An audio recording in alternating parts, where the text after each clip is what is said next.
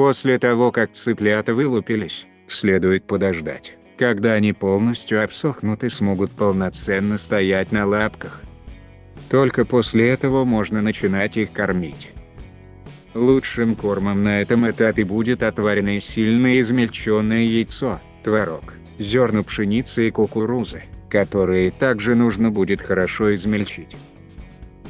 Для того, чтобы приготовить наиболее питательный и сбалансированный корм, нужно, первое, измельчить яйцо до самого мелкого состояния.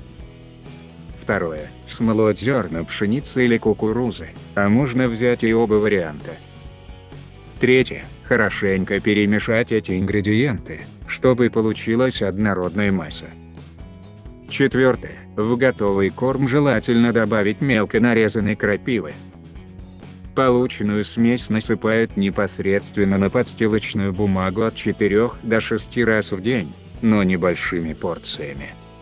Для цыплят в первые дни жизни обязателен доступ к воде, но строго запрещено, чтобы они намокли, поэтому следует соорудить поилку. На банку с водой нужно положить тарелку, а затем перевернуть эту конструкцию вверх тормашками. По мере расхода воды поилка наполняется практически автоматически. Весь рацион маленьких цыплят должен быть как можно разнообразнее и особо богат минералами и витаминами, которые будут положительно влиять на их дальнейшее развитие и рост.